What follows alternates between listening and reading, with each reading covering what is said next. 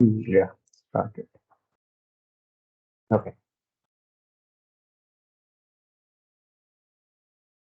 Okay. So, and I have given the task prints actually. So some people do and some people ignore. The people who ignores will be ignored by the society friends. That's all. There is no other thing. And I got the update from Sahu actually. Right? So his observations, like he has configured Spark with Hadoop, and of course it is running smooth. He he took some 66.6 MB and distributed among 29,383 text files. So took some time to process as Spark has to read and map file wise. Takes too much storage while running. Both LFS and HDFS streaming and vice versa to clearly equal. So here the advantage is friends. If you are referencing the consideration related to the distribution and the running of the corresponding task, Spark is mainly meant for the speed and both in terms of both in terms of lines of code and as well as the execution.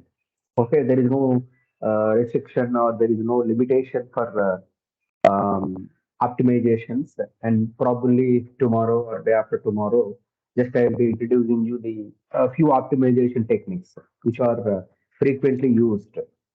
And of course, today's session will completely focus on understanding of the RDD and data frames. And in the tomorrow session, I will be introducing you some user-defined functions and working with some kind of the lambda functions and wide transformations. Some all the aspects relevant to the development. Those things we'll be seeing. And the final session, the Friday session, just will be talking about the optimization techniques. Okay. So there we can start. And if any specific requirement is there for Scala, then only I'll with that group of members, I'll share the details with them. Okay. And moreover, as I said earlier, again I'm reminding you. So just you can give the don't be ignorant, friends. I hate that ignorance actually. So if a topic is not understandable, and if you are asking me, I can come again and I can explain. And due to my busy schedule, I could not track you and attention for the task tracking and all. I'm not doing, but it doesn't mean that you are conveniently ignore the task. It is harmful to you only, not for me. That is the first point. And second thing is assessment. One already I have evaluated. By today end of the day, I will be sharing the scores with the corresponding coordinator. It will reach to you soon. And assessment two, as I said, so just to form the groups and accordingly let me know. And few members contacted me, Sahu, Vedant, and Harish. These three members formed a group. And likewise, just you try to form the group. Otherwise, I'll announce the names randomly, and you have to stick to that batch. Accordingly, submit the date and all. I will announce when you are ready to submit and when the evaluation is going to take place. That and all. I'll through your coordinator. You will be getting the updates. So don't be lethargic and don't be ignorant, friends. That is the most dangerous. Uh, how can I say disease? Okay, so the laziness and ignorance. As a developer, you should not have all those negative qualities. Okay, right. So coming to the current discussion, yesterday we have seen some sort of RDD orientation. Let me walk through once again what we have seen and what exactly we observed in that RDD orientation, so that so just again while discussing that particular thing, you can able to connect the dots. Okay, so just we started with PySpark.SQL. So now itself you can easily observe how much preference PySpark has given to SQL orientation. PySpark.SQL import Spark session. This Spark session and Spark context we have seen. Um, as I mentioned earlier, Spark session is something which is involving Hive context and Spark context and SQL context. All these things are there.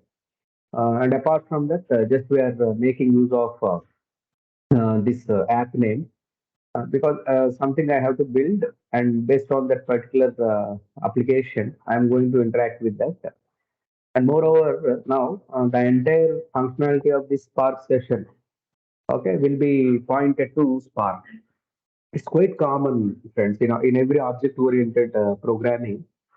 So just if you are making use of the class and member functions and all those things, some of the reference would be there in the form of object. And with the help of that particular object, one can able to access the data. So similarly, here we are pointing our entire functionality into this object Spark. At the moment you pick up this particular Spark, which is giving the Spark session in memory computing with the support of the Spark context. Okay, one simple distinction between Spark context and Spark session is Spark context, initial days of that Spark 1.x. So they have given us the usage of that contextual data, Spark representation.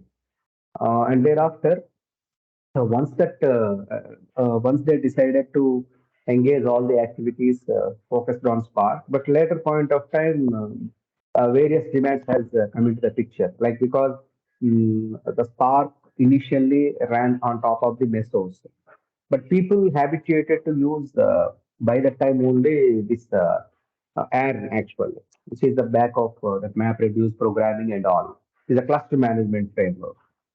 So they tried this Spark and as well as the add combination, and they observed that it is quite fit for the current applications. So they demanded Python version of the Spark, and likewise it evaluated actually. The evolution is important, friends, not the discovery or invention.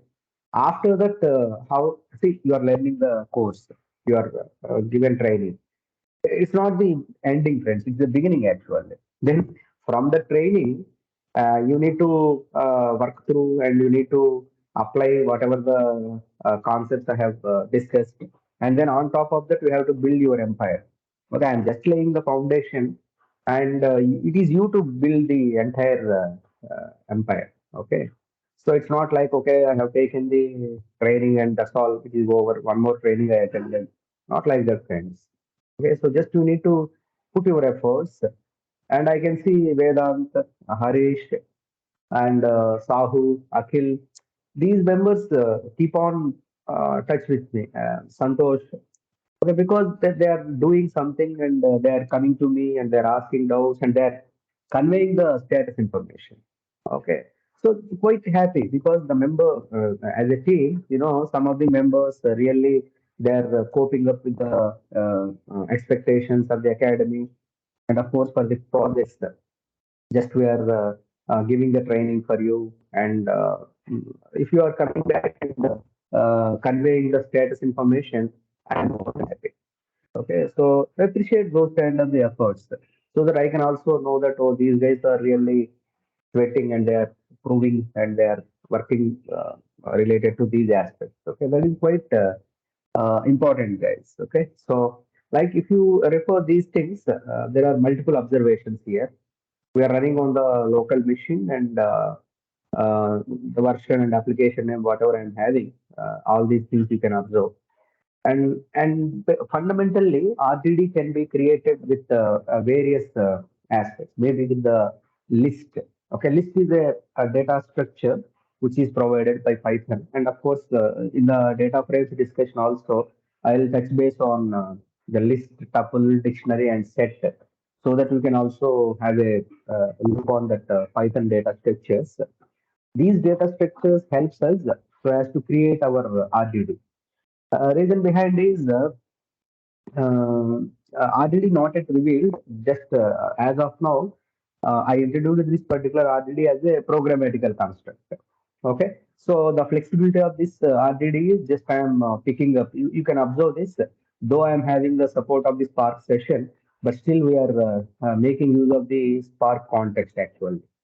That means this RGD is a low-level construct which is still dependent on the Spark context. One thing you remember, guys, maybe in terms of memory or in terms of the partition, if any low-level activities are there, then two important components play a vital role in Spark. First is your Spark context, second is the RGD. And just to remember in this way, Spark context is a low-level contextualization object where Spark session is a high level. Okay, like there's even they simplified the programmatical aspects and they have added many constructs with respect to the Spark session.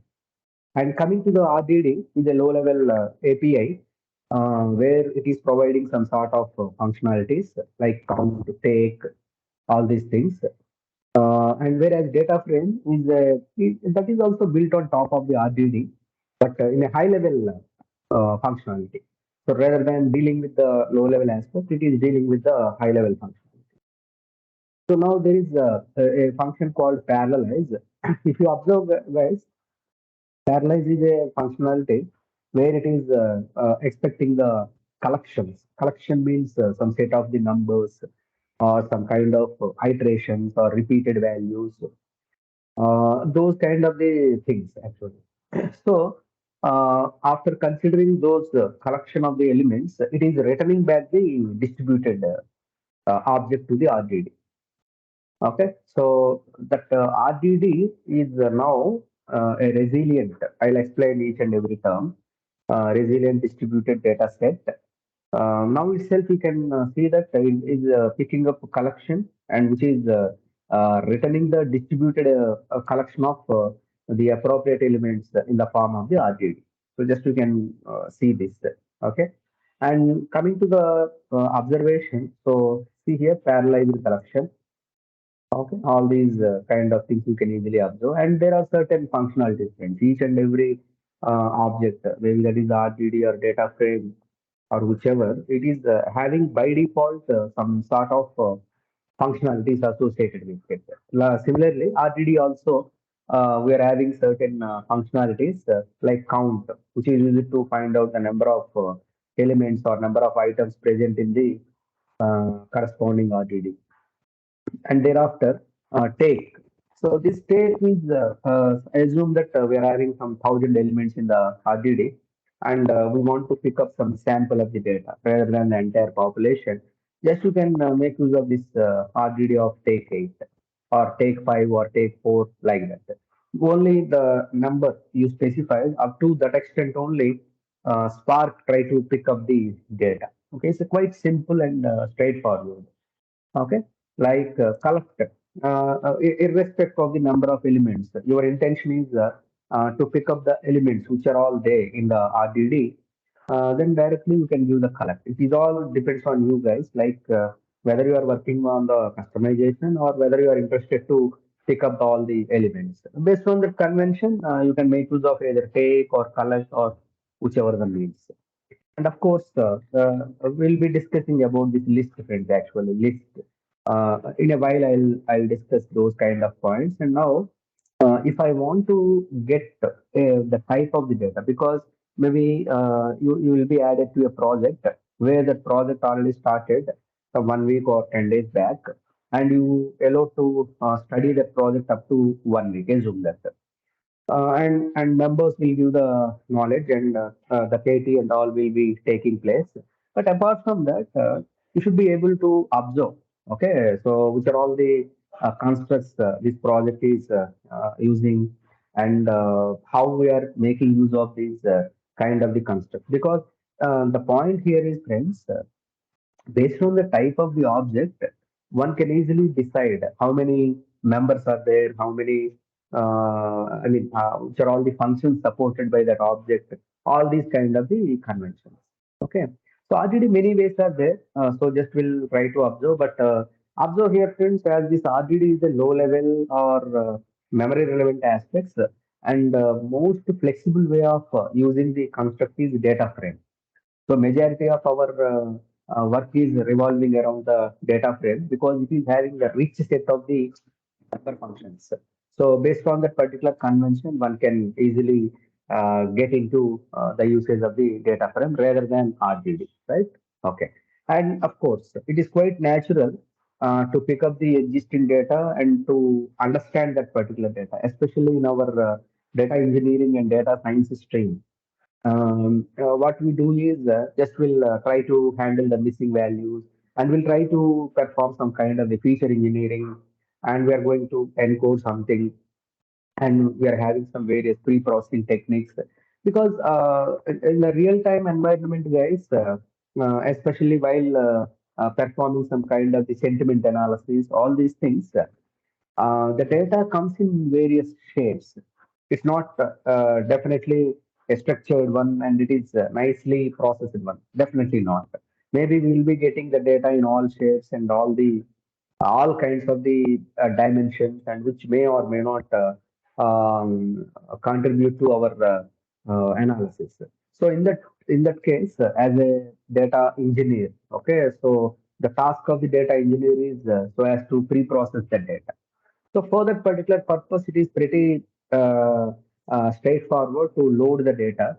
And then after loading the data into our environment, then only we are going to apply some kind of the mechanisms. Okay, of course, that data engineering and data science, maybe when we are offering from the Indian Academy, okay, we'll let you know. So how this data engineering and data science kind of the algorithms can be dealt. Okay, so but as of now, our focus is on big data tools. Like so far, we have completed some of the tools.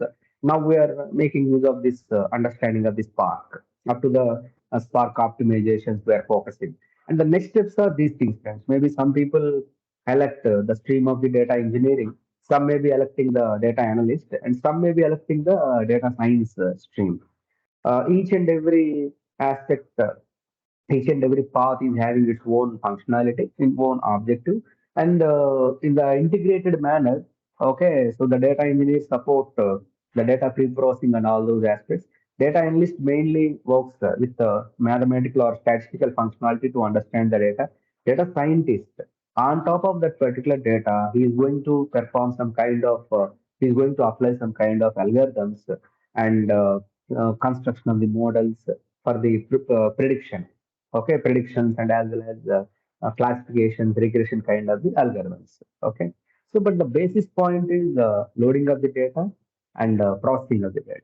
So in that respect, we are having the text file orientation. In the earlier thing, we have created a list and we parallelized that, and we are making use of the distribution. The data is stored into the RGD. Now the second thing is the data loading. No matter whether I'm loading with local file system or Hadoop distributed file system, that's not the matter, guys, really, because in the Spark context, it's not the matter. Maybe in terms of MapReduce or Hadoop distributed file system, if you are talking, definitely that is the mandatory thing. But in terms of Spark, if you observe, there is no much differentiation in the timing and as well as the utilization of the resources, almost in local file system and Hadoop distributed file system or any other kind of thing. Spark is in-memory computing, so that these things are not going to affect anything related to the performance. Okay, so this is one way of creating RGD with the help of existing data, just by loading that particular data. And similarly, we are using this collect. Okay, and of course, I'm creating the appropriate RGD in terms of loading the Hadoop distributed file system file. Okay, these things you can observe. Okay, and lazy evaluation. This is the most important construct, because intentionally we kept this error as it is. I have shared this particular file with you because the reason is though it is not available at this moment, Spark is not going to launch anything here, because the transformations and actions, two things are there. Of course, in today's session, we are going to see the narrow transformations. And in the next session, I'll be introducing the wide transformations along with the actions already we are seeing, friends, like collect, count, and take. All these things are nothing but actions, where action is causing some kind of the result generation. Okay, all these kind of the aspects you can easily observe. And thereafter, just at the moment I am applying some kind of the action, it is going back and executing this transformation, because transformations are lazy in the evaluation. Whenever there is a requirement of the action, then only it is going to trigger that. Okay, so these things you can observe as a lazy evaluation. And thereafter, so these things were and moreover, friends, the collection may not be always a list or dictionary or something. It may be some set of the numbers, as I said. So the range of 10, which generates some set of the numbers. In Python, guys, the always the if you are talking about the 10, start from 0, 1, 2, 3, and up to 9. So that means if you are giving these kind of the numbers, 0 is included, 10 is excluded. Excluded in the sense, if you are making use of like this, um, starting number m, ending number n. That means m included. So the path starts from m, and it won't go up to n. It only n minus 1, up to n minus 1 only. So up to n minus 1 only. It is not picking up the nth value. So these things remain same in case of the list, dictionary, or whichever the means. So it is the first element is included, the second element is excluded. That is up to n minus 1 only it is going to perform. So if you observe here also, the same kind of the principle to create the RGD, maybe if you are seeing the loading of the data, okay. So if you see the loading of the data, just I am using spark content text file. Whereas in the generation of the RGD, spark context parallel. If you are giving the data manually, or if you want to specify the data is here itself, then you can use the parallel. Otherwise, what you can do, text file. Okay, just obviously you mention the path of that particular text file. Then accordingly, the data will be paralleled and loaded into the RGD. Okay. So this is how you can define. And moreover, as I said earlier, question also, it's not always a programmer need to be always optimized once, and he should be perfect in the programming, crystal clear. It may not like that, friends, because sometimes maybe you need to use some hacking techniques of the programming with your common sense reasoning. The main important thing is in the data engineering and data science perspective, common sense reasoning is very important. Okay, I have applied some algorithm and I got some result, and it is you to decide whether this is any data is there any point I can identify, or is there any specific thing this data is trying to say to me. Okay, that is what you might have heard about the term data storytelling. Okay, the data analyst or data engineer or data scientist, apart from his programming skills, he should have that understanding capabilities, common sense reasoning, all these things. So then only you can able to explain those things to the functional users, and at least for your analysis, for your predictions, and as well as analysis kind of the aspects, so you can make use of those kind of the conventions. Okay, so understanding of the data and exploratory data analysis and analyzation of the populated results, maybe in terms of visualization, or that might be in terms of metrics or measures. Whatever the result we are getting, we should able to establish some kind of the understanding from that particular data. Okay, so these are all a few aspects where you can refer the skill set of the programmer. It's not always running the code or getting the code or implementation. Apart from that, what exactly it is giving, and how do we understand that particular data, and in what way you can extend the capability of that particular data to the application level. That is all important thing, guys. And now some of the ways are there other than this direct implication. Sometimes you may write your own code, maybe in the user-defined format. So for that, I don't think for loop is not known to you. For all the members, maybe C, C++, Java, any kind of the programming definitely involves this for loop. Just the way we use for loop in Python is little different. Just I am making use of for in, and here you may specify either the variable or some set of values or whichever. Okay, some iterations or something. So here what we are taking is we are mentioning that RGD 4 dot take of 10. So it all the 0 to 9 numbers will be there, and one by one number will be placed into this particular I because it is a iterative statement. Okay, repeatedly it is going to perform the activity. So just we are getting these numbers accordingly. Okay. Now collect method as usual, which is giving the things and partitions. And these partitions are nothing but as if you observe in Hadoop file system, as how we are having the block storage, here also the entire transformations or all these things are making use of some kind of the space placeholder so as to implement the data and all these things. So this number of partitions gives that in what way we are running the applications and how we are picking up the data. Okay, how many partitions were default by default allocated by Spark, all these kind of conventions. Now, one more example we have seen thereafter. So in the first example, simply we have used this thing actually. We have not specified any master and all. And if you remember, guys, in the yesterday session only, we have submitted our job to the Spark, that web shell actually, Spark submit, and there we have used the master. Again, master is containing add, or else I can use the Spark, or else I can use the local. And deploy mode, you can go ahead with the client and the corresponding code snippet, whatever I'm having, I can submit that.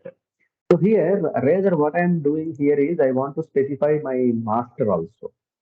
Okay, so just all these things remain same, builder, app name, get or create, all these things remain same. And one more parameter I'm having is the master. So here at times, if I want to run some complex applications, especially complex in the sense huge data, and I want to pick up that particular data, and there is a definitely parallelism is highly required. Okay, of course, by default, Spark is providing the parallelism.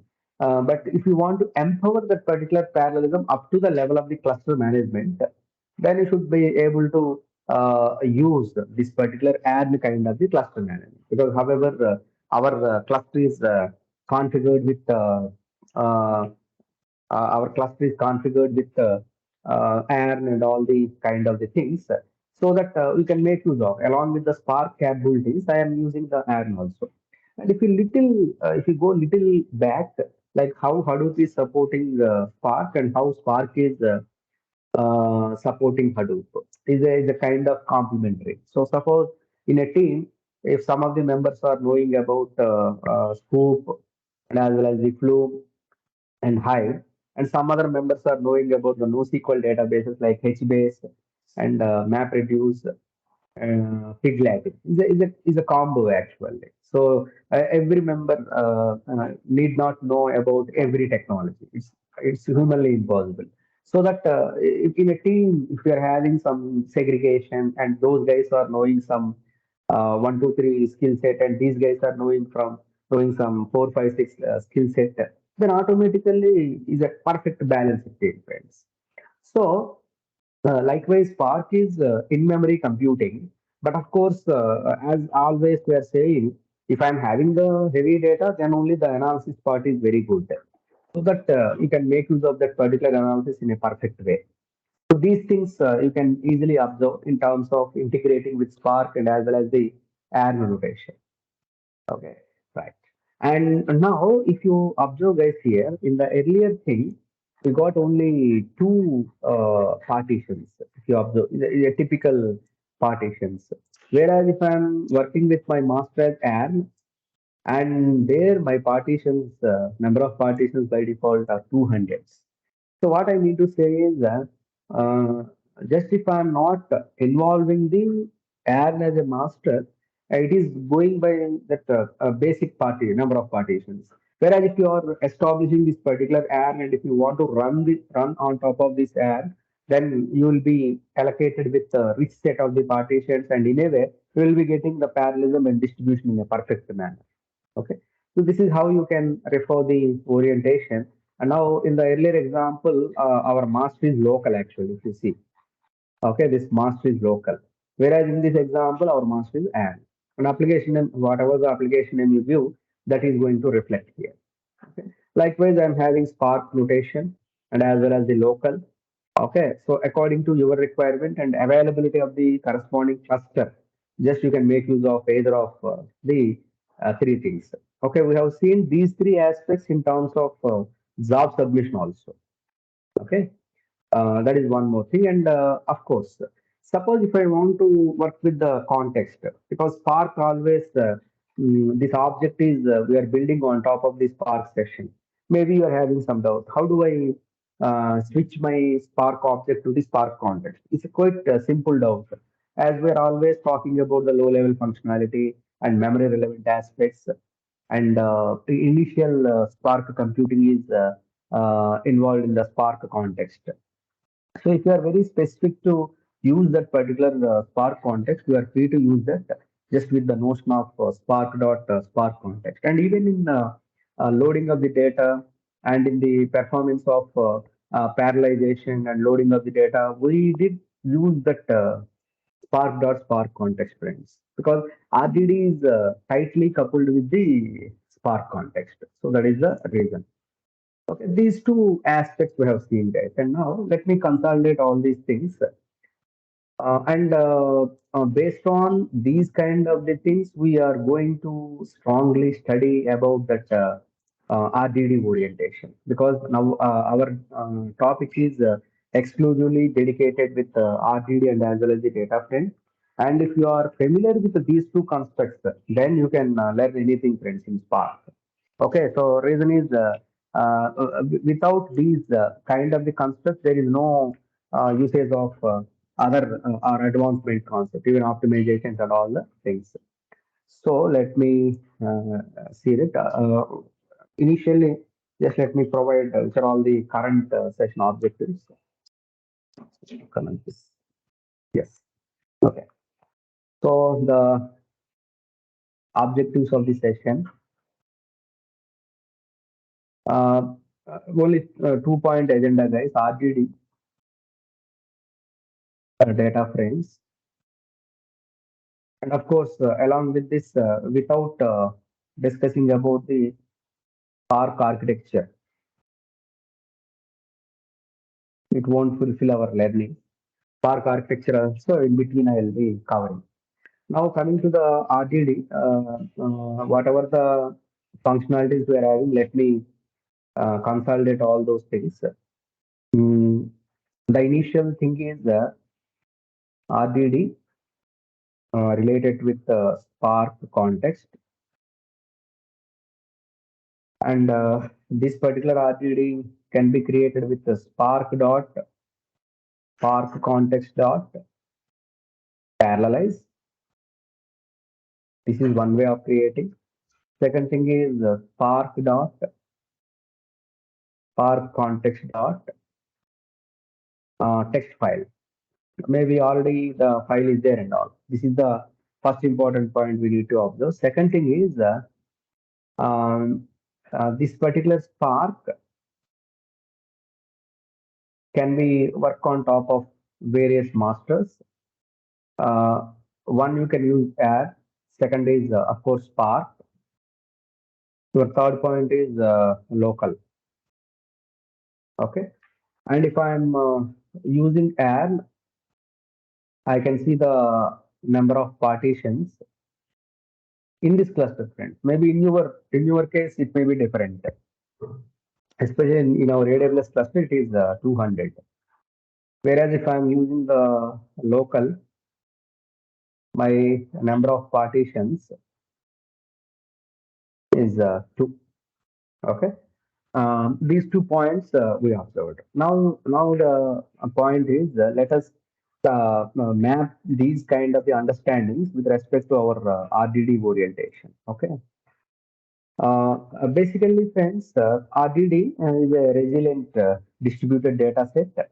Now you can observe this resiliency and all these kind of the things where it is providing some kind of the functionality to remember some of the aspects related to the understanding of the data. So just observe here, we are having certain compilations so as to study about the RDD. Okay, most important considerations. RDD, of course, guys, is a resilient distributed data set. And even in case of the parallels and all these things, it is getting some collections and it is going to distribute that. We don't have any objection on that. RDD is one of the fundamental abstractions of the Spark on which it was created initially. Almost everything in Spark is built on top of the RDD. Same statement. So everything means RDD, a data frame, and RDD transformations, RDD actions. So this is the basic abstraction, friends. No matter which kind of advancements or whatever the high level aspects I'm having, but basically the fundamental or the basic abstraction is RDD only. Okay, resilient, able to withstand or recover quickly from the difficult conditions. Let me show you this diagram. I'm having some record one, record two, record three. Maybe that is a partition kind of the data, various partitions I'm having. I'm having machine one, machine two, and machine three, where these machines are trying to access the data so as to perform some kind of the applications. Now there is the RDD actually. Okay, this RDD is established a kind of the communication between machines and as well as the data source. Okay, all this is the data source. All these kind of things are the uh, executors or task running machines. Now assume that guys, this machine one is mapped with R1. Remember guys, in Spark there is no replication. In Spark there is no replication. Only one copy will be maintained, and with respect to that copy only, the machine is going to perform the activity. Okay, correspondingly, each and every partition is partition or some kind of the data is available to the corresponding machine, and they are running on top of that. Assume that this R2, okay, is data is unable to accessed by the machine. Okay, that means R2 is somehow missed out, and it is not able to execute or use that particular R2. Then immediately what this RTD does is the process of resiliency. Okay, just have this thing resilient, able to withstand or recover quickly from difficult conditions. Okay, so just it is having some kind of path and it is going back because as it is observed that machine 2 is working with R2, that knowledge is there related to RDD. Immediately it is going back, okay, and it is fetching this particular R2 and it is again hand over the same to machine 2. So it is going back, okay, just it is trying to recover the data. And after recovery, after identifying this particular portion, again it is pushing that corresponding data to the machine 2. This property is very important, friend, because in RDD or in Spark, we don't have any support of the, I mean, this replication factor. So the in-memory computing, and of course, it is trying to execute the task in the lazy model. And one more important thing is it is performing the activities in the parallel and distributed environment. So those things remains common. And see here, guys, there are certain terminologies here: mutable, immutable. Even in the discussion of our Python data structures, also we are having the mutable, immutable. Even the Java guys also must be knowing about this mutability and immutability. Mutability can able to change. Okay, when once I enter the data, and of course that particular data may be changed at later point of time, like a variable. Immutability cannot change. Okay, so the objects which are not allowing the user to change the appropriate item, those are all immutable. So here RDD is also immutable and cannot be modified. And immediately you may ask the question, if RDD is not prone to change, then how do I apply the actions or how do I apply some logics? Because logic won't use the same data at a time. Maybe I need to perform some kind of the computings. And if RGB itself is not allowing, there is a trick for it actually. So the trick can be explained with the transformations and as well as the actions. The analogy is like this thing. Suppose if I are performing RDD1 and if you are making use of some transformations, then this RDD, okay, maybe this won't be changing. Whatever the update, whatever the modification I am applying, this will be created a new copy, okay, the new RDD1, and accordingly it is going to perform the activities. So that means I'm having RDD, the changes will reflect in RDD1. If any changes are there in RDD1, it is going to create one more copy, RDD2 likewise. So original copy remains same. This original copy, whatever by default it is having, that remains same. But only the thing is the resultant. Okay, the resultant logically updates the appropriate RDD, and this is the final result. Final or temporary result, whatever.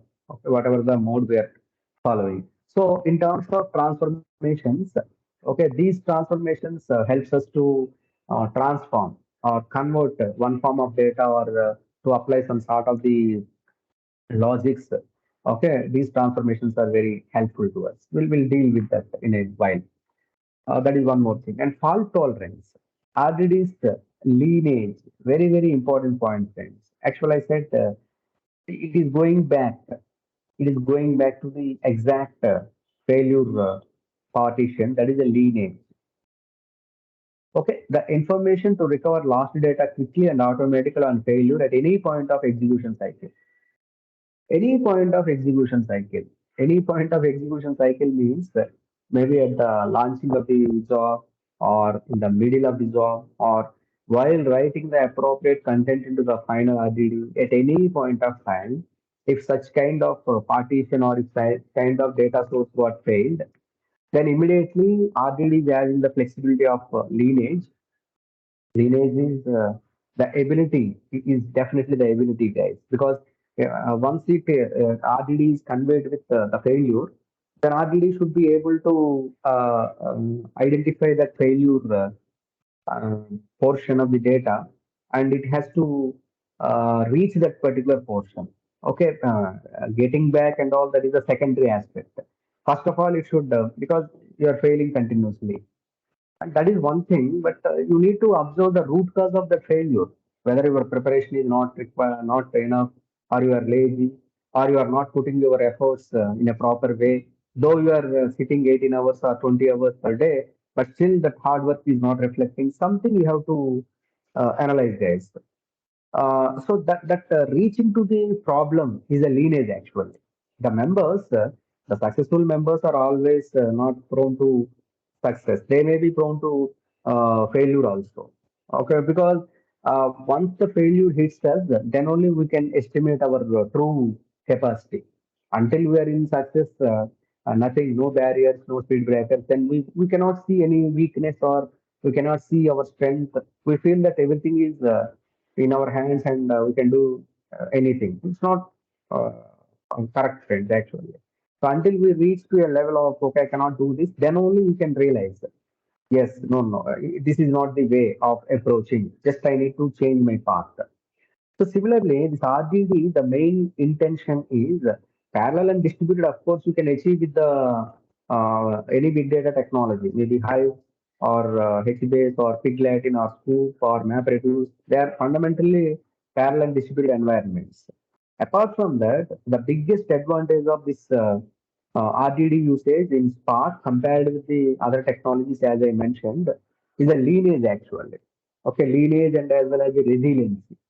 Okay, so that lineage helps RDDs to track back the appropriate partition of the data, and with the help of the resiliency, it is going to recover quickly the data, and it is hand over the data into the appropriate machine without any delay. Okay, and thereafter distributed divided into smaller chunks called partitions, and distributed across multiple nodes across the cluster data set holds the data. So here, just observe friends here. Suppose I'm having a data and this data will be split into multiple partitions and these partitions will be handed over to the corresponding machines. Okay. And all these things are monitored by your RDD. The entire aspects are monitored by your RDD. So RDD, as said, it is having the process of lineage and resilience. All these particular properties are there. So lineage is the ability to go back and select the failure data, and resilience is backup and recovery process. So whatever the failure node I'm having or failure partition I'm having, it is going back and fetching that particular data. So these points say that RDD is immutable. Basically, we cannot change that, but with the help of the transformation, I can do that. And it is having two important properties. One is the lineage, and second is the resiliency. And with the help of the partitions, the distribution of the data is possible. Okay, these things are quite we can able to connect the dots, friends. But now the other points actually. So these things we already know. The other points are so just what is the which are all the features of RTD, because once you conform with the definitions and all these kind of the things, have a look on this guys, which are all the features of the RTD. Okay, so first thing is the resilience. Okay, so the recovery from the failure, distribution. Okay, so which is used to um, handle the time to less the amount of the time incurred. Lazy evaluation, as I said, even after reading some data, it is not going to perform some action. So it is not executing the appropriate transformation until the action demands the running of the transformation. That is a lazy evaluation. Immutability cannot change the content of the RDD. In-memory computing, the key success factor behind the Spark is in-memory and working with structured or semi-structured data. Okay, and moreover, there is unstructured is of course it's not the span of the RDD. Some other zoners we have to see because we have to open some pipeline and there's some kind of the container should be there. From that container, we are going to fetch that appropriate unstructured data kind of thing. But RDD quite handy if you want to perform some structured or semi-structured data handling. Okay, so these are all some other points where you can refer the features of the RDD. Now, as I have given some kind of the notion related to understanding of this particular RDD. Now, what we are seeing here is guys, just you can make use of some more functionality. Like in a pictorial representation, I want to show you how do I specify the RDD orientation, especially in the implementation perspective. Have a look on this. So just a simple narration where you can observe how RDD is performing the activities and all. Now you see guys, here create RDD sc.parallel. Just now we have seen how we have done spark context dot parallelize of some kind of the list of the data. This we have given. Now the resultant is it is resulting the RDD. So parallelize what it does is it is expecting some kind of the collections and it is going to return some kind of the distributed object in terms of RTD. Now you see, as a part of this creation, we are having RDD, which is having the lineage. Just now we have seen. What do you mean by lineage is, if any failure is there, it can go back and fetch the appropriate data.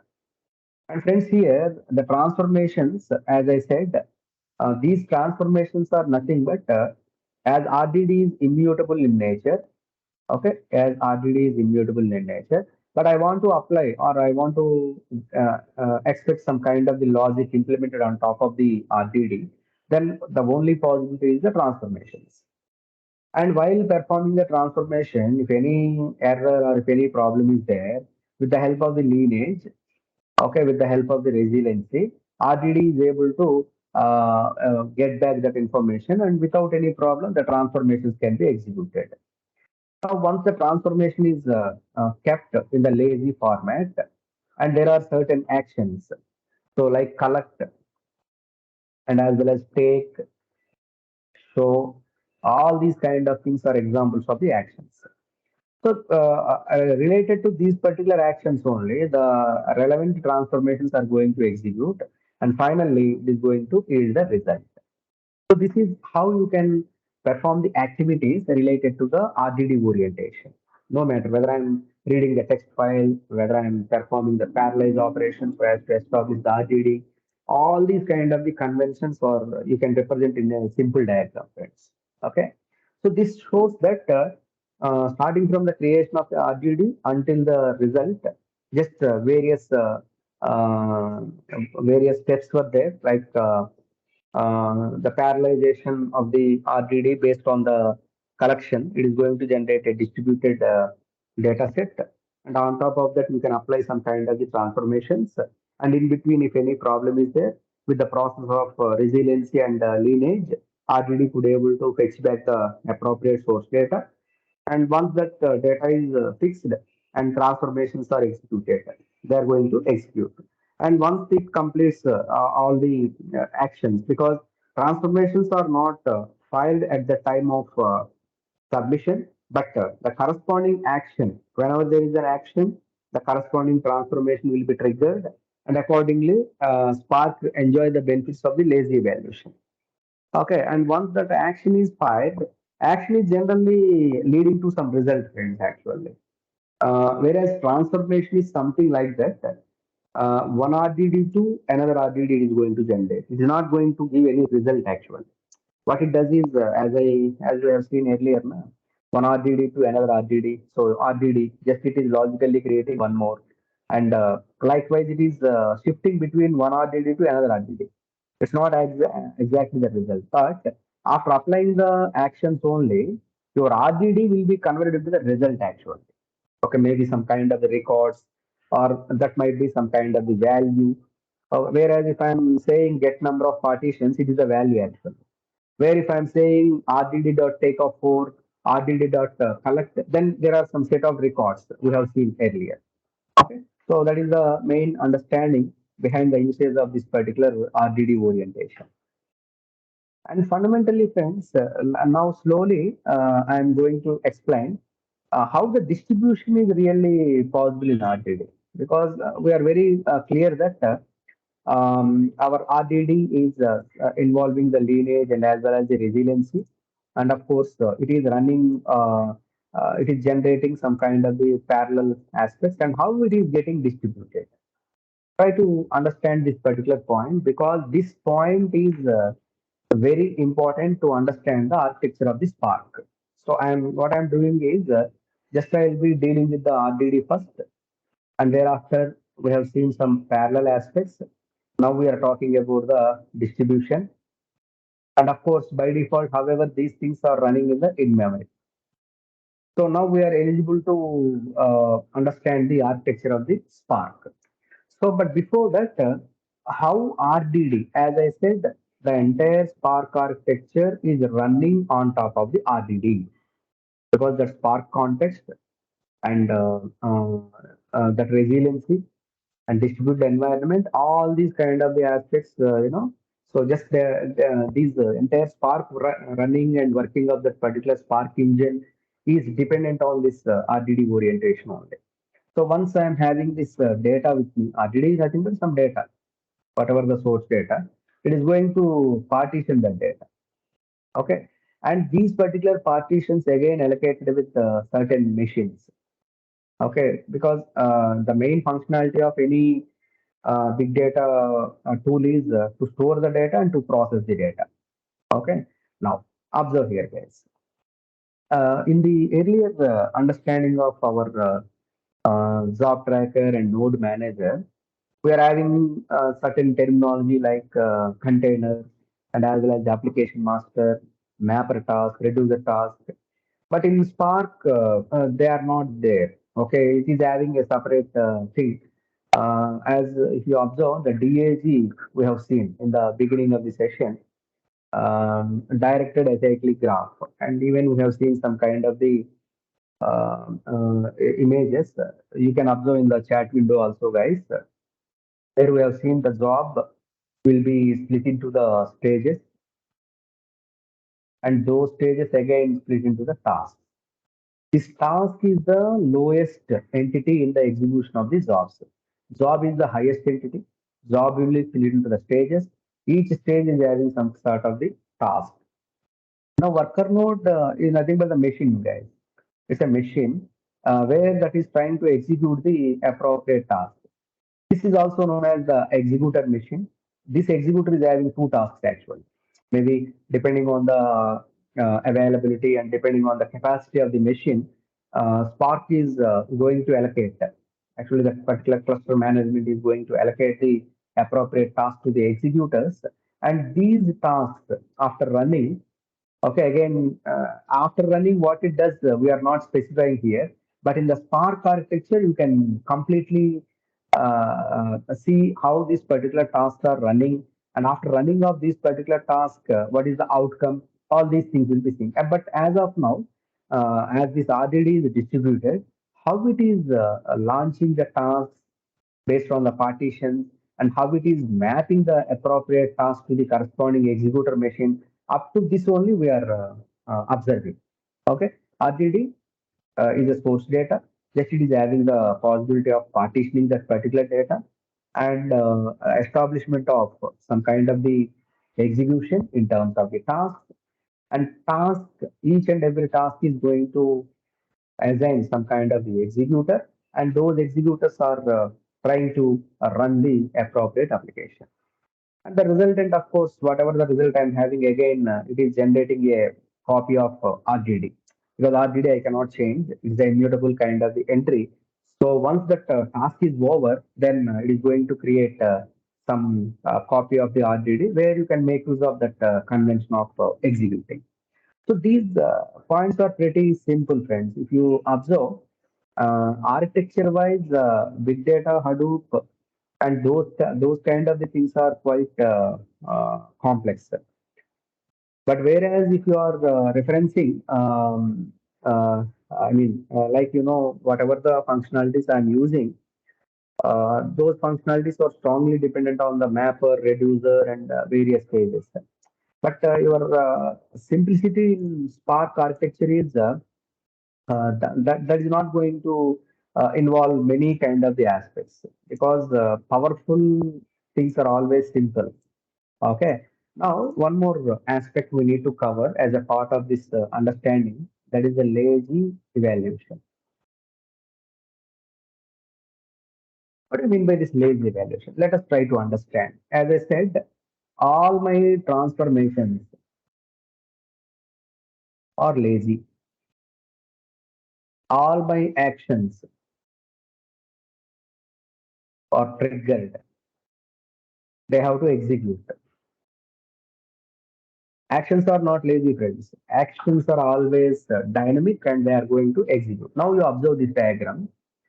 I'm having RDD and I am applying some filter. Of course, this is the transformation. T stands for the transformation. A stands for the action. Now this is also group by also some kind of the transformation. It is not also, it is also going to evaluate lazily. But your count is the action, guys, actually. Your count is the action. Only at this point, execution starts. You see, guys, here at this stage and this stage, nothing is going to happen. Okay, because these are all transformations, no matter whether I'm using the filter, whether I'm using the group by, okay, such kind of the transformations are there. I'm introducing those transformations after this lazy evaluation explanation. How this action is a count or take or collect, whatever. This is the action, and action triggers the activity, and it is expecting the appropriate transformations to run or execute, and then accordingly it is going to fetch the data. Now the observation is, guys, here, so it is pretty clear that all our transformations are not going to run. Only the thing is just it is going to perform some kind of the activity. Now you observe here, how many, you may have this kind of the question, friends. What is the use of the lazy evaluation? Whether it is executed at the same time or whether it is executed lazily, we have to do. Maybe if I am studying tomorrow exam, for the tomorrow exam, or if I am studying 10 days back also, even studying lazily won't give any benefit. If I am studying very dynamic, then only it gives the benefit. I mean, every day I'm having some plan and accordingly I will do. The context is different, friends. Here we are, our intention is as a programmer, as a developer, we need to empower, or we need to make use of that performance benefits into our applications. Have a look on this, guys. Is a kind of case study. Find out 10 sample records having string robot from a file, 1 TB of the file I'm having. Now, typically, without lazy evaluation, maybe with the help of the Hive if I'm using, what it does is it loads the 1 TB of the data and perform full scan to find out all records having the robot and retrieve that particular 10 records. Okay, so three different steps are there. Okay, loading, performance of the full scan, retrieving of the records.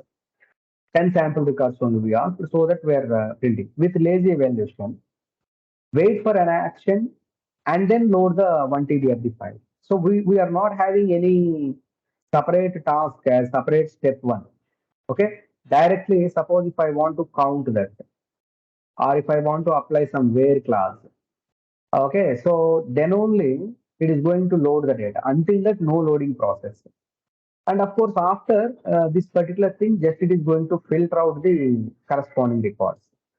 One simple example, friends. Maybe at this point of time, you may not convince, but as we are doing with some kind of the data frame creations, and I will be explaining some narrow transformations and wide transformations. By that time, friends, definitely you realize that how we are going to get benefit with the lazy evaluation of this part. Okay, this is one of the key success factors. Okay, how do we execute or enjoy the benefits of the Spark orientation? Okay. Now, however, friends, immutability, just it is a sake of is a kind of representation. All these kind of the orientations, like I want to perform some kind of the activities, and maybe in between the copies of the transformations are going to generate. In those kind of the aspects, I can make use of the RGD. Okay. And moreover, just if you are referencing ways of creating the RGD, there are certain cases, friends, like, how do I create this particular RGD is we have seen some of the aspects. Let me pull that compilation for us. And these are all ways to create RGD. Okay, external data with the text file, we have created the RGD, maybe that is LFS or HDFS. Python list or parallelized collection, we have used some range or list like that we can. Other RDDs, maybe I'm having RDD existing and I want to create another RDD. And from the data frame also, you may be wondering, hey, Dr. Umang, as you said, data frame is the high level functionality and why we need to create RDD back. Yes, friend, there are certain aspects where I want to understand the partitions and I want to work with memory relevant orientation. And while working with the cache and persistence, definitely I should use the RDD only.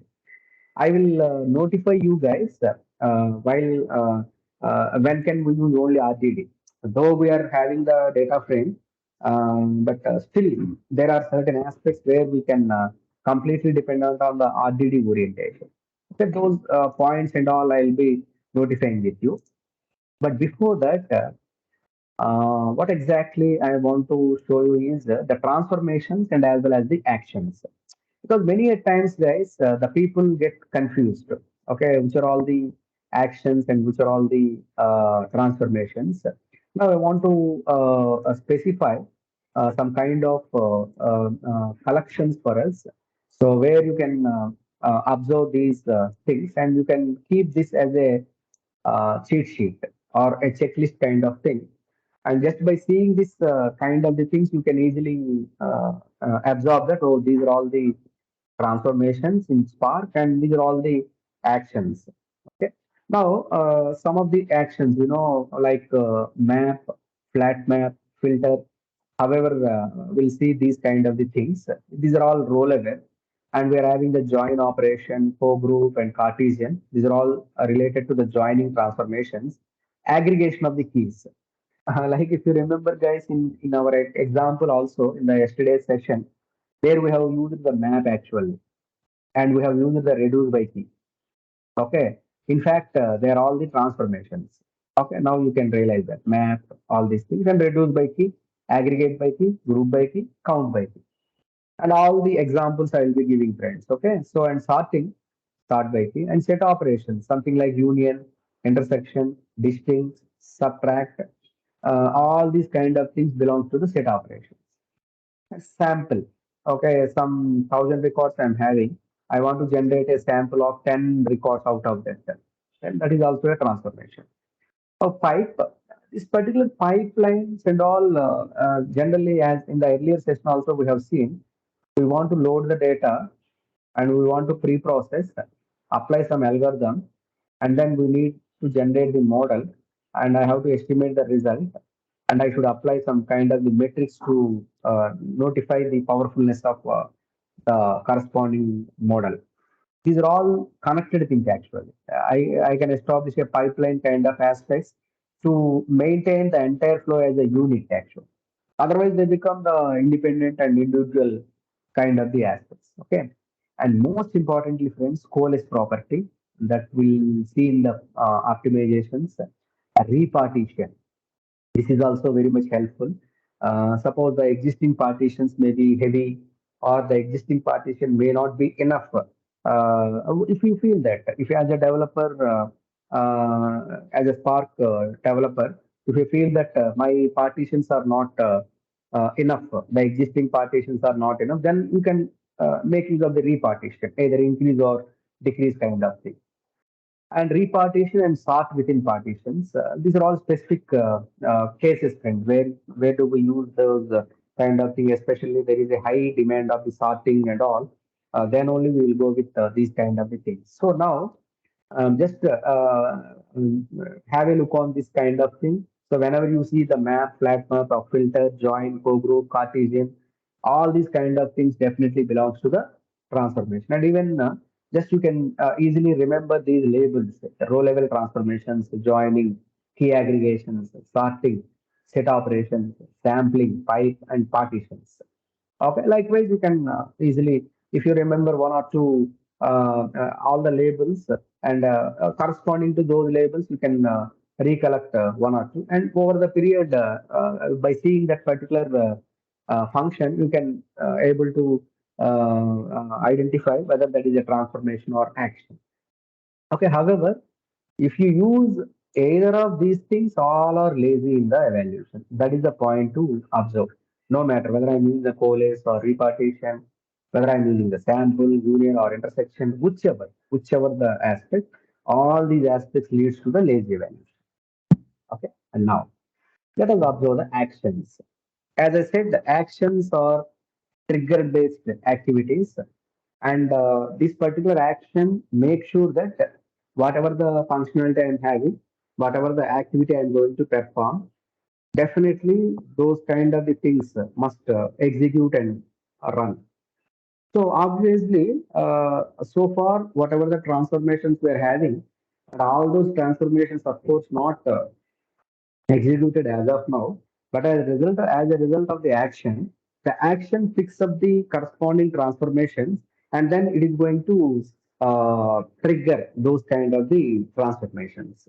So action needs to be executed, and this action identifies the corresponding transformations.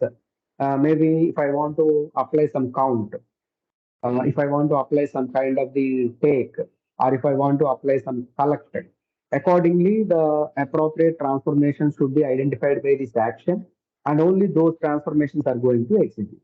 It's a simple analogy, guys. Okay. Now, we have seen some of the aspects actually: take, collect, count, all these things, even save as text file. In yesterday's example, once you apply the word count, and I want to store that particular data into the Hadoop distributed file system or local file system, then I can make use of this thing. And reduce is of course is aggregative action actually, because once you map the thing and I want to get the reduction of that particular thing, but reduce by key is a transformation. Okay, just have a look on this guys. And first means maybe it's like head kind of the function where we are getting the required 5 records or something like that. And the first record, if I want to get, just I can go with the first action. And save as text file, save as sequence file, save as object file. There are certain file activities, friends. Like if I want to store that as the object file, maybe in the encrypted format, then I can do that. And sequence files, some of the files maybe I want to read the data as it is without any reordering. I should follow the order. Okay, so maybe in terms of CPU scheduling or allocation of the resources to the members, then definitely I should follow the sequence. And for each is something like for loop kind of aspect, friends, where if I want to apply some kind of the map or especially this for each is used with the lambda function.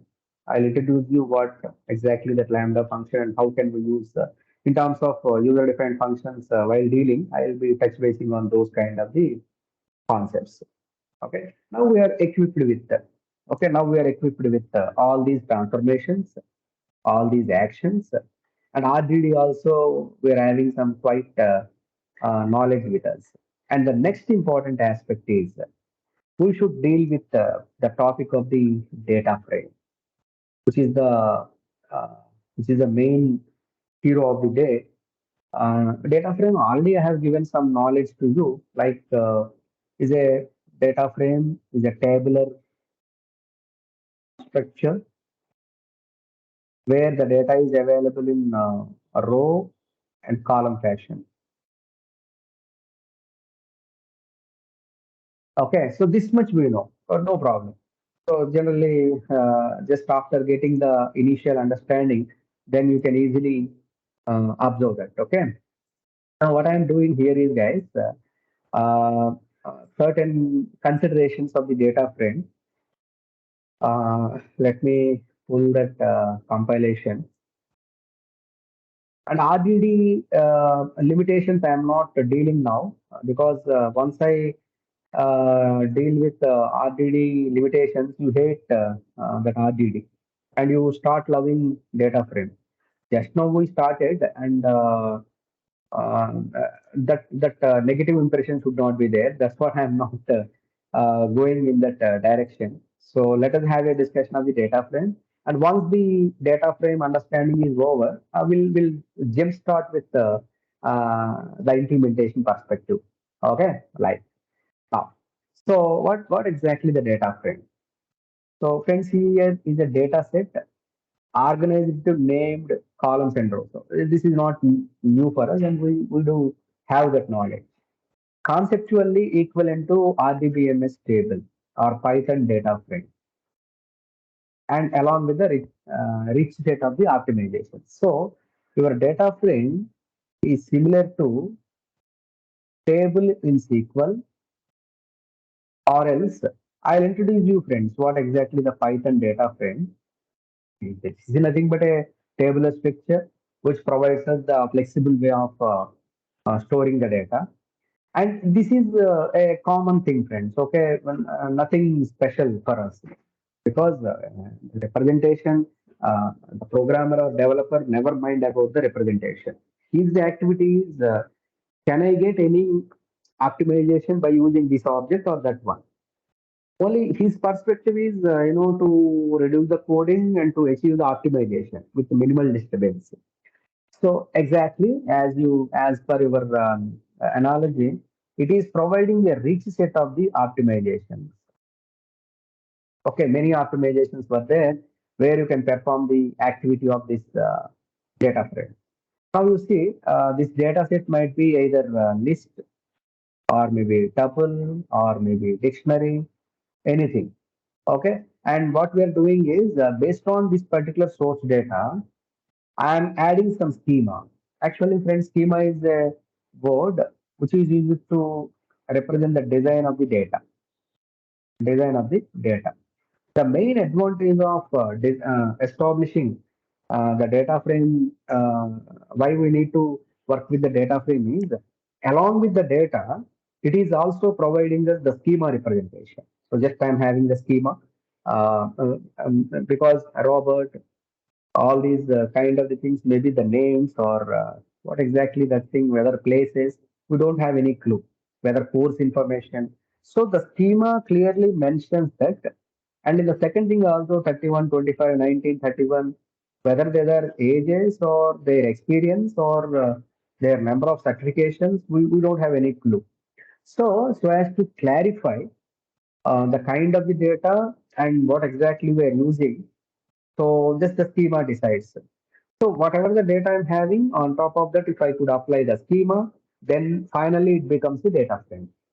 It's a structured notation where it is nicely formatting the appropriate data set along with the schema specified by the user. Okay, so pretty simple and straightforward, even when compared with RDD understanding, because RDD is quite complex, guys. Complex in the sense it is a low level, and of course, everything the Spark is built on top of the RDD only. Okay, and moreover, guys, the main advantage of this data frame is you can work with many structured data files, CSV, JSON, Avro, Parquet, and even you can use the Hive as a source, Cassandra, data frames of the Python, RDDs, or even relational databases. Because this data frame is not having any restriction of the data sources. Plenty of data sources are there where you can activate and perform the logics. Now the part is, let me introduce which are all the features of the data frame, because how we are studying our RDD, just will be seeing these features. You may be having this doubt, friends.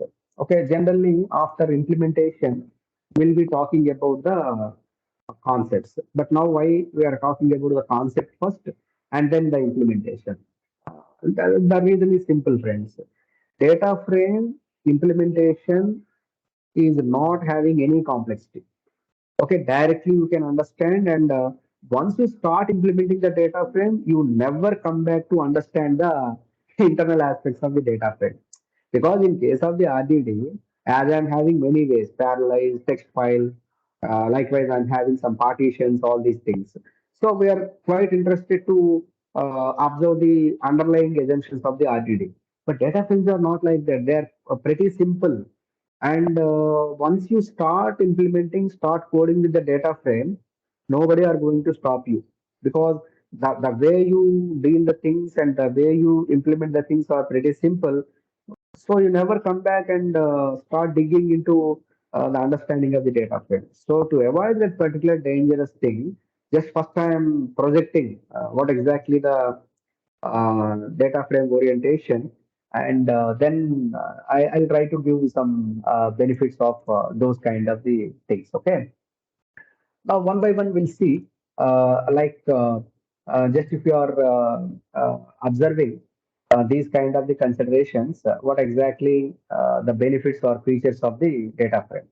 The first and foremost is the distribution. Of course, this is a property of Spark, of course. Lazy evaluation. Whenever there is a usage of the transformations, definitely this thing preserves immutability as that of RDD. Okay, so this is also immutable. But don't worry, with the help of the again transformations, I can make use of the copy as a mutable kind of thing used across the Spark ecosystem.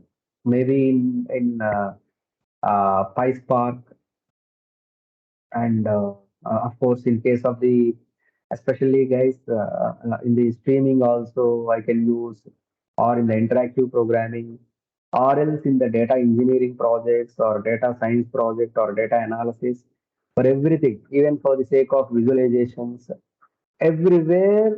Okay, we are not going to use RDD, that's what I said. Only some specific cases consistent that this thing caching and persistence. and some sort of broadcasting, partitions usage.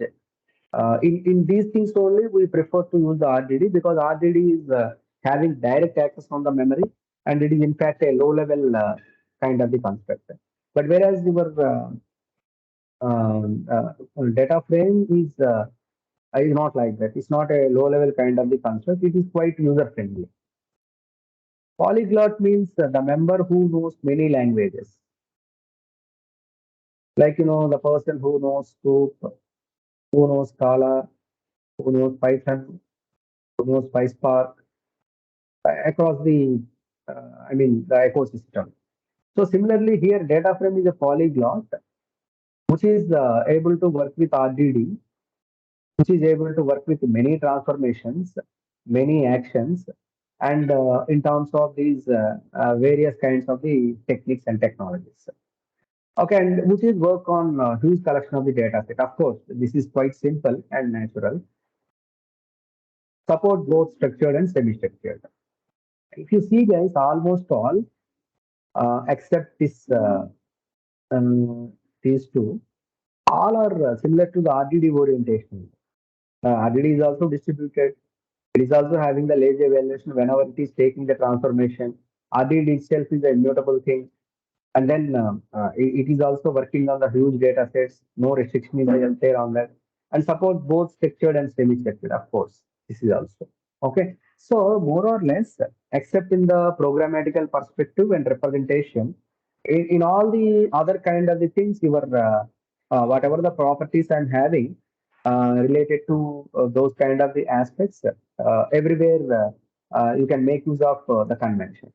Now, to conclude this thing and let us go back to our implementation, a final diagram I want to show to you. So this particular diagram gives that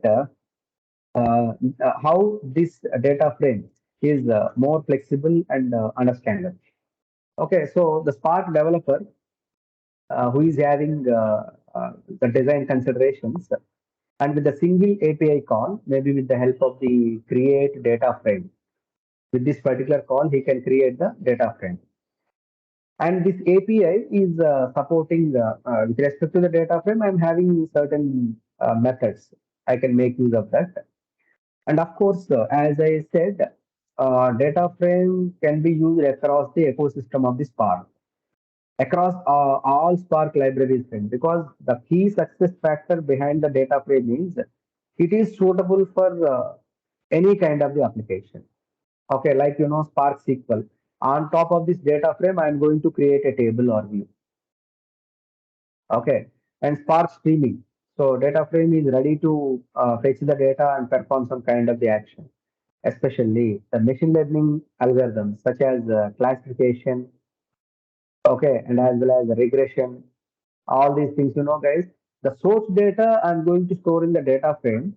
On top of this, I may apply the other kind of the data pre-processing techniques. Even for the visualization, graphics, all these kind of aspects also, they are making use of this data frame as all these APIs, all these kind of the Spark libraries, very convenient to use with these kind of the data frame activities. Okay, so just I'm taking a pause here, guys. And moreover, one more important thing I want to notify. Just I want to start with Databricks also as a kind of other things. Okay, so the simple point is your Databricks platform is a pre-configured version. Okay, like here you see, because first we'll go with our regular AWS cluster because I need to start the new cluster here. So what I am doing here is just to see here, guys. So how to reach this thing is already I have shown to you. Just you can type the Databricks, try Databricks for free, and then you register with email ID. So then you will be reached to this community edition of the Jupyter. So click on this. Just I need a cluster. A cluster is a placeholder where it gives some kind of the resources for us in terms of CPU and memory, all these things. Now I'm creating the cluster. Uh, so some practice, 6. Okay, so just this cluster. As I said earlier, okay, there are certain runtime environments, maybe standard or ML or whichever. By default, this 10.4 LTS is a stable version. You can go ahead with that. Whereas if you want to use ML kind of thing, there are separate zoners. You can go that, and we are not scoping that. Only our interest is on standard only. Click on the standard, and you need not change anything, guys. Just to create the cluster. Okay, it takes some time, at least 1 minute. So in between, what we'll do is just we'll go back to our normal cluster, so AWS cluster. So let us move back to that, guys. And that particular cluster helps us to implement the data frame orientation. So let me introduce. And in the initial data frame creation sense, just I'll be taking some examples and I'm going to execute those kind of the aspects. And once that understanding of basic constructs of the data frame, what I will do is I'll introduce you various aspects like in case of the Python, we are adding some collections. Many things are there. It's like list is there, tuple is there, and then dictionary is there. So with the help of those things, how do I create the data frame? And today I will try to introduce some kind of the narrow transformations like select expression, all these kind of the things where your narrow transformations, no matter whatever the transformation, they are lazy. And I will give you the description between what do you mean by narrow and wide transformations. Okay. For that, let me go to this again. It seems I should start my hub because it is not connected, or else let me give a try. It is opening means okay. So directly I can start the creation of the data frame. Yeah, not allowed. Maybe I should again start on this. It leads to this thing. New. Yes. Okay, so this is quite, of course, known to us. Let me see whether Databricks got started. Still, it is running. Okay, let it be. Now, the very first statement, friends. Okay, the very first statement is just from the basic thing, PySpark. After giving that thing, PySpark dot SQL. Okay, just I'm importing the Spark session. Still, it is not started. It is running. That's what it is not helping me. Right, kernel is still starting, friends. Okay, so no problem. Just will run this. Okay, and next we'll try to create the Spark object. This you pretty known. So just I'm going to mention the Spark session dot. Okay, next I need to give the builder dot. Just I'm making use of the app name. So df one. Now get or create. So this is the thing where you can refer the reference of the Spark object. Taking a standard.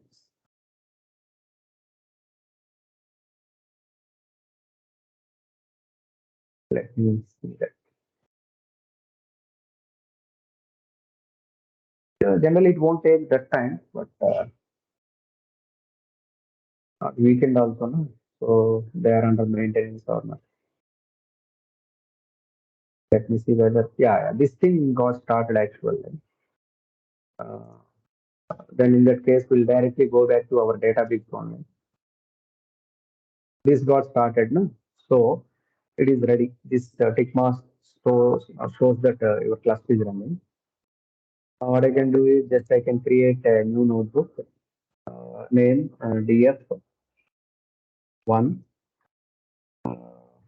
day 12 create. Now you see, friends, automatically our cluster got attached actually. Okay, so this cluster is attached and up and running, runtime, all these things. Actually, if you are not giving the entire earlier aspects also, you can able to see directly the pre-configured one, you can able to see this actually. Okay, but my strong recommendation is, friends, whether you are working with the Databricks or Jupyter Notebook with configured Spark, or else your this thing AWS cluster.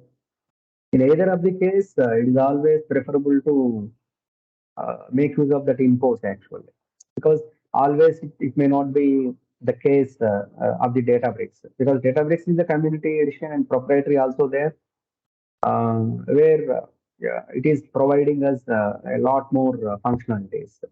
But still, the good programming practice is just you can make use of this thing. So it is providing us all the intelligence, okay, all these kind of the aspects. So just you can use the PySpark dot SQL. Okay, now I am importing Spark session. See, just I am importing the Spark session. What I can do, Spark, just I am creating a reference. Uh, Spark session dot. Okay, so we'll be using the builder dot app name of df01 dot get or create. So learning these things, platform is not important, friends. Maybe for the Java developers also, maybe you are practicing on command line, or you are practicing on Eclipse or NetBeans. Your coding is the main important thing. It's not the platform. Okay, platform should be nullified, guys. Okay, only the thing is you need to flexible with any kind of the platform. Okay, no matter if, because see now the situation is that AWS cluster is somewhat delayed. Immediately we jumped back to this Databricks platform, and we are running our applications. Now, if you give this Spark, and now you can see all these kind of things. There is no distinction, friends. Actually, Spark UI version, master is local, and application name. And here, whatever the application I'm giving, but still it is not taking that. Databricks shell only it is taking. Okay, that is the difference you can observe. Whereas in our cluster, AWS just it gives that application whatever you give. So this is not a proprietary edition; it's a community edition. It's a freeware, a free edition, so that it may have some kind of the restrictions on that. Okay. So this is the convention, and now let me introduce some kind of the aspects. This is the basis, friends. Actually, the basic environment where I can create the data frame. For that, first I want to create a list. Actually, okay. So what do you mean by list is a data structure in Python. Okay, allows to store the heterogeneous data, not homogeneous data, heterogeneous data. How you refer this thing? How do I create the list? Because I have given this hash. This is a commenting section things actually. So what I am doing here is I want to create a list. Okay, list one. The way I create the list is like friends. If you are making use of this list and all these kind of the things, initially I want to make use of some course ID rather than the list. What I will do is some meaningful scenario will do. Course ID, so just I'm having certain courses 101, 102, 103, 4, and 201, 202. Assume that the scenario, we are proposing some trainings for the members, for the freshers and mid-level and seniors. So we are having some 101 to 104, all the fresher courses. For the mid-level members, 201, 202, these two are the courses we are offering. And you can register according to your requirement, and 301 and 302. Just these are all for senior members. Maybe I want to uh, um, give the training on Kafka or streaming or machine learning, those kind of the advanced courses. Okay, something like the scenario. Now what I'm doing here is just I want to create this thing, you might have observed, friends, if I'm using this kind of the brackets, then this becomes the list. Okay, the kind of the brackets I use to create the list is this one. Because with the change in brackets, just you can observe the distinction between kind of the data, whether I'm using the list or tuple or dictionary or whichever. Okay. Now I'm having the data with me. If I want to check any type of the data, there is one construct called type actually. So type of this course ID, see here, friend, just it is giving the list. Okay, if you are not knowing what exactly the data is, just you are free to use this type method, and you send this whatever the constructor you are using as an argument, so that it gives the type of the data. Okay, type of the data structure. Now, what I want to do is, this is not my requirement. This is, of course, the list provided by the Python. And now, with the help of this particular list, I want to create the data frame. That is my requirement, actually. So, for that course data frame I am creating, be with me, guys. Just what I am doing is Spark is, I know, my reference object. There exists a method called create data frame. Okay, create data frame. What should I do? Just I need to give the kind of the data. And guys, one more important point, just I should specify the schema actually. So if you just to recollect the discussion we had earlier while talking about the data frame, the discussion is like this. We are having some data set and we are going to apply some kind of schema on top of that, then it is going to generate a data frame. Actually, we are having the course ID as the data, and this is the information about the schema. That means my course ID is containing the integer data.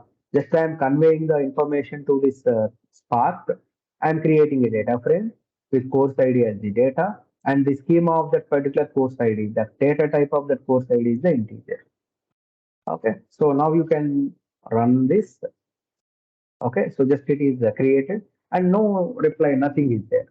Now at the moment, I'm printing this course df, and if I'm running shift enter, see here data frame value integer. So we have not mentioned anything, just we have created, we started with the Spark reference and we have created the create data frame related to this course information. And now I want to turn this particular data. The advantage, friends, this Spark dot create data frame remains same. Okay, this remains same. It won't change anything. Maybe I may use the list, I may use the tuple, or I might be using the dictionary. Okay, it all depends on our requirement based on how the source data is there. So according to the source data, we are going to convert that source data into the data frame provided along with that source data. You may be giving this schema also. Okay, so then it becomes a data frame. But earlier, if you see the course ID type, it is giving the list. Now, if you give this course DF type, it is giving the data frame. So that is the understanding. And now, but now I want to see the data because this course ID, of course, is in this format. Now I want to see the content of this data frame. So course data frame dot show. So just it is running the job, the Spark jobs. Now see friends here, a simple narration, uh, just it is providing us, okay, the set of values in a nice row and column wise fashion. Okay, and you might have observed this show method, whereas in case of the RGD, we have used that collect, and sometimes we have used the take. Okay, let us give a try whether collect is there with the data frame or not. Collect is there, guys. I can select. Okay, but what is the difference between show and collect, friends? Important. Show is directly providing the information without any internal or low level abstraction. But your collect, it is giving us row value as 102, 103, 104, like that it is giving. That means if you are If you want to know the low level or abstraction kind of thing, then you can go with the color. Okay, and here one more point you can observe here.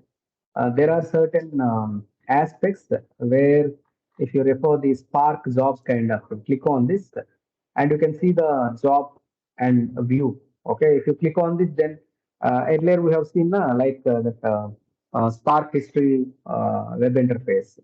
Okay, that Spark UI, it leads to that thing and you can analyze the data. Many times we have seen that. So just based on your interest, you can also have a look and perform the same. Or else just to click on this, it is opening and it is giving all the DAG, all these kind of the considerations. This thing is pretty helpful to you guys whenever you want to study about the appropriate DAG.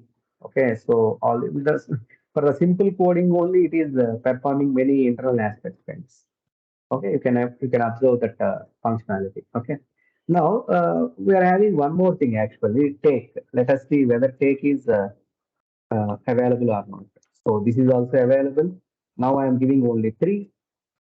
Maybe I am getting only three records. Okay, that's it.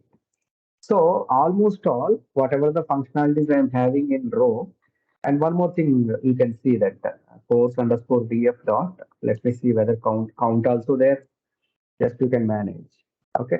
And friends, here you need not remember all the methods or all the functionalities. What you can do is just you open up this thing tab dot tab. Okay. So plenty of functionalities are there. Okay, all these functionalities are there. Now you can get the help on these kind of things. All these kind of the aspects are provided with some sort of examples. Okay, accordingly you can learn all these kind of the documentation because this is the perfect documentation provided by the Databricks community. Okay, like how in Jupyter Notebook we are getting the support. In the similar way, you can also perform some kind of the activities related to this community edition, Databricks community edition. Especially the documentation is pretty helpful ways, and not only this one. Like if I am saying Databricks learning, actually this is the most important thing, guys. And if you see this, here I am having already some registrations I have done. And moreover, you can, 1 minute, friends. I'll do one thing. So, transformations in Spark, Databricks, provided by Databricks. Okay. So just to click on this and no other blog is required. Just to have a look on this, guys. It's a very simple narration.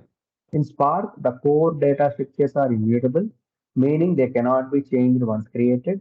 This might seem like a strange concept at first. If you cannot change it, how you are supposed to use it? In order to change a data frame, you will have to instruct Spark how you do like to modify the data frame. You have to see such a simple and straight narration. Okay. In a while dealing with the transformations, I'll jump into this discussion. But let's first see the some of the aspects related to the data frame. Okay. So in a learning curve, friends, getting the code is one thing, understanding the code is one thing, practice the code, and extension of your knowledge is the most important thing. So don't limit your learning up to this only whatever the concepts you have dealt. Apart from that, you should practice more, and especially we are having excellent resources, guys. Okay, only the thing is you need to sit and prepare. That's it. Okay. Now, with this, we have created our first data frame in terms of course ID. Just we have taken a list and we could able to perform some kind of the activities related to the data frame. In the same way, I'm having some other thing, friends. Course name is there, where I'm having certain kind of the courses. The Spark is one course such that Scala, and then I'm having some map reduce especially, and I'll be having some Hive. and scoop, all these kind of things, especially our PySpark. So just this time, no matter whether I'm using the numbers or names, it's perfectly all right. And even I can give the heterogeneous kind of thing, but as a case study, I'm taking some kind of the course names. Okay, now you see here type of course name. Just it should give the list because as I use this particular symbol only, na, that definitely becomes the list. So what I want to do is I want to create one more data frame, course data frame one. Procedure is simple. Create data frame of the course name. Then what should I do, friends? As a part of my schema, I should specify the string. Okay, so now type of, just you can verify this. What is my data frame? Or whether it is a data frame? Yes, of course. PySpark.sql.data frame. Okay, so just it is trying to give us the kind of hierarchy also. Okay, because all these constructs are not directly approachable. They're having certain hierarchy related to this notion. Oh, one more simple thing is if I want to get back with my data, which is available in the data frame, just you can make use of that thing. Okay, Spark, Scala, MapReduce, all these kind of the conventions. Okay, so this is how you can specify a single way of using the thing. So far, what we have seen with a list. Okay, we have created the data frame. Second thing is with show, we can uh, display the data in the data frame. Okay. Now, this is not the end of the story, friends, because list is one kind of the data structure which is provided by the Python thing. But such kind of the data structures we're having many other. Tuple is there actually. Okay, so let us introduce what exactly the tuple is. This is also a data structure provided by Python. Just it is also given by Python. Similar to list, but these brackets are used to create a tuple. And one more thing is lists are mutable. I can change the list data. Tuple, once you create, cannot be changed. If you feel that I want to use the tuple and I don't want to change the data and I am fixed with that particular thing, then you need not worry about the list. As list is allowing us to modify or change the contents, just you can, it all depends on you guys, like whether you are interested to change the data or you are going with the tuple. And most of the times we'll use the list and tuple together, friends. I'll show you that how you can integrate the list and as well as the tuple data structures in a common application. Okay, like this time I'm using the tuple with the help of tuple. I want to generate the data frame using the tuple. Just will be generating the data frame. Okay, let us see here how to do that. So this time I'm taking the project name. I will be getting some kind of the projects with various clients. Now, how do I create this tuple is just I'm having the Databricks projects, and then I'm having the Uber project, and I don't know whether that project is related to DE or DA. Just we are getting the information like that. Okay, and now I'm getting the project from HCL and Wipro, and our own product is there in the India. And then for some kind of the uh, technology based tech company also we are providing some kind of the course hybrids. Okay, like that we're having some courses. Now if you observe type of project name, okay, see it is giving the tuple actually. So by just changing the uh, declaration of this thing, this brackets, so the why people love Python is, guys, with the simple changes, you can implement many aspects. Okay, without any hassle, just with the simple change. But only the thing is, should be very strong in those representations.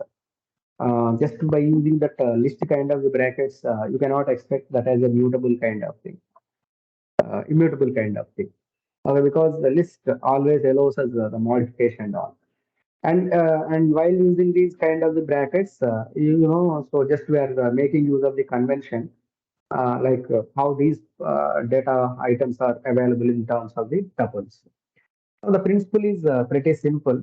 We are creating the project data frame with respect to the appropriate, the same kind of the convention. This is not changing anymore. And I'm mentioning the project name, and I also mentioned the schema. Okay, so just have a look on this type. Definitely it is a data frame, no matter whether I'm using the list, whether I'm using the tuple, ultimately it becomes a data frame. And if I want to see the details, okay, sure. Just I'm getting the Databricks, Uber, HCL, Wipro, Indian, NIT, and IBRICS. So likewise, one can easily allow to perform some kind of the activities related to the data frame orientation. And one of the important things guys here, if I want to perform up to now, just we are seeing only the convention of, okay, so just I'm making use of the convention like I'm taking some single value and all those things like list we have completed as well as the tuple we have completed. And most importantly, the most commonly used construct in both Python and PySpark is the dictionary. Okay, so suppose there are certain situations, friends, where I'm having the employee ID and key and the corresponding value, and then again the key and corresponding value, again the key and the corresponding value. So now with these kind of the thing, because in the earlier list and tuple, what we have seen, both the list and tuple just support a direct value and all. But at times there may be a possibility of creating the data with respect to the key and value pair. That means there is some analogy like I can make use of my employee ID and the corresponding value, employee name and skill set. Now, to attain this particular functionality, I'm having my dictionary actually. So, dictionary is a data structure which provides the functionality of the key value pair. Okay. So now let us declare the dictionary. Just I am declaring the dictionary like this. What I'm doing is just I am making use of the dictionary. Uh, Maybe I can take like this. Mm, the first thing is I'm making use of the name. Uh, just like that, I'm giving the name. And names, of course, I should mention in the corresponding things. And after this, just I'm mentioning the qualification. Maybe just I can give this and location, maybe Bangalore. Okay. Likewise, I want to create multiple records. Okay. So just to interest of the time, just what I'm doing is here I'm putting comma and then I'm giving this thing. Okay. Rahul. Just I'm making use of this thing. Location, I would say Hyderabad. Accordingly, just I'm making use of one more thing. Just name and qualification. Location, maybe I'm giving Chennai. Just if you refer the distinction friends in the earlier zoner. In the earlier thing, only direct values we can able to give, and we are performing some kind of the activity. Whereas the dictionary is a data structure where one can give the multi values. Okay, um, in terms of key and as well as the value pairs. So just you run this particular thing. Okay, and now if you see the type of this dictionary, so just you can see, yeah, maybe if you observe this thing, it is a tuple kind of thing because I use this thing, and if I am changing this thing to likewise, now it is quite natural. It turned to list. Nothing wrong in that, guys. Okay, the way I use this dictionary may be either tuple or list. That is not the matter. Okay, but internally the representation is likewise. Okay, somehow I need to bind that dictionary things. Okay, so or else what I can do is to avoid the thing. Let me see. Let me see. As out of curiosity, just what you can do is you can make use of this DICT off, and this thing also you can see. No. Okay. So one or more arguments, but it is not. But that's how you can create. It's okay, friends, no problem. So don't worry about that. And if you are referencing the list, we don't have any objection on that. Either the list or tuple, it's okay for me. Now what I'm doing here is just let me copy this. I want to make use of this, and I can change this into this way. Okay. So and moreover, just I can handle this convention. Now I am mentioning this type of DICT1, which is a tuple kind of thing. Either list or tuple is okay. Now the matter is I want to create a data frame with dictionary. Okay, my dictionary data frame. This remains same. Spark dot create data frame of what is my name of the dictionary? DICT1. Now the beauty of this thing is, friends, you need not refer the schema because already you have mentioned this. You need not give that. Just you can directly run through and type of your df underscore dictionary. It is of course data frame. Okay, it is of course data frame.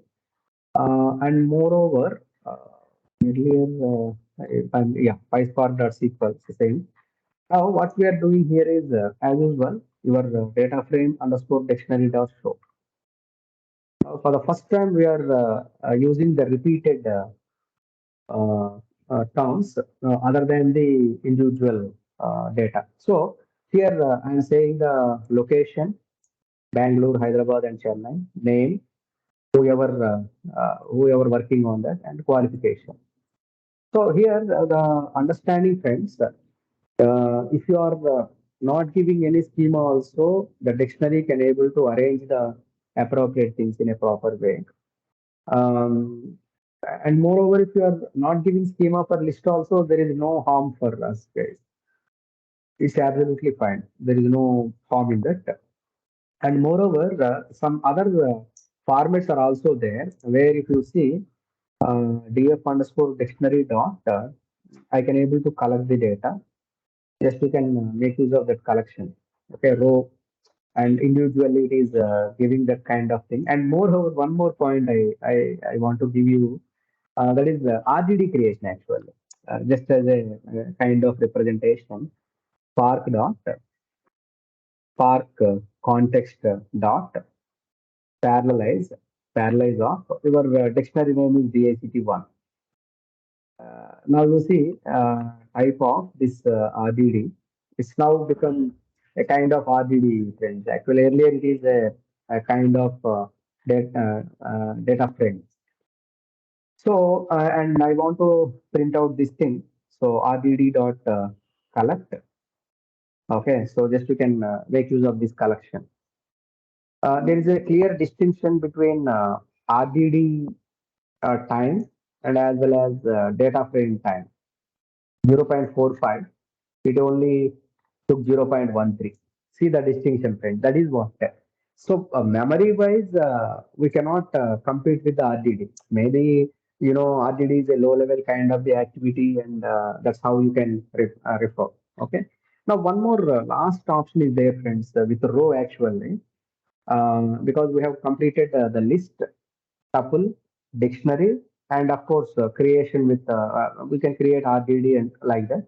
But now one more option is there. Before breaking, just will I'll show you. There is a special construct called row in our PySpark, which is not available in Python.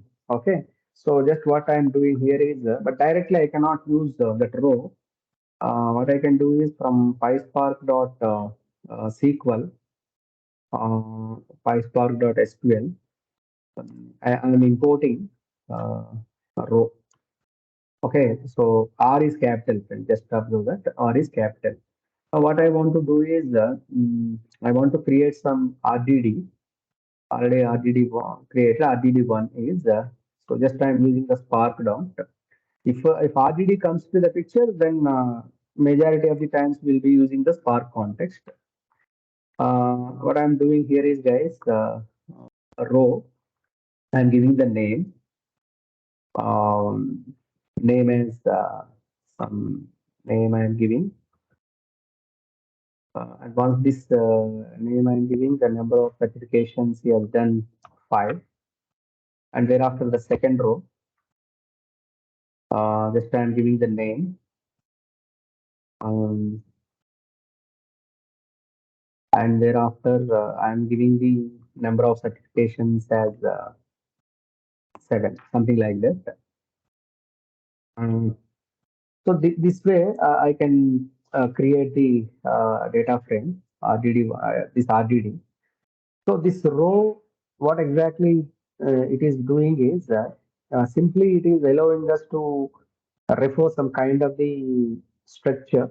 Here especially I want to estimate the name of the employee and how many certifications, number of certifications he has completed. Now after that, I want to create a data frame of this particular row. This remains same, friends. Spark dot. Many ways are there. Just we are electing some of the ways where my data is equal to RDD1.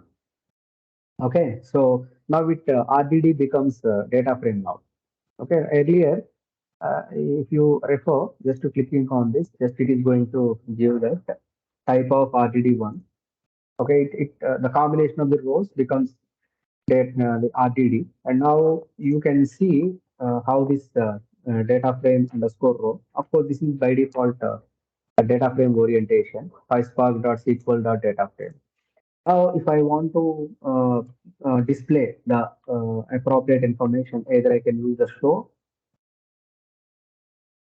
okay, or else I can use a typical collect. It is quite meaningful if you use the row and if you want to use the collect. If I'm using the show, then obviously it is hiding that row representation. Directly, it is gaining the potentiality of the data frame. But whereas in the example of this thing, if I'm collecting something, df underscore row dot column, just it is providing us some sort of information. Okay, the row wise, it is giving the observation. So with this, we can stop here, guys. And after the break, I little overboarded to give the break. So because we cannot in between, I don't want to skip that, so that we have taken that and be back by 12:25, guys. Okay, so just have a tea or coffee or whatever. So just be back by 25, right?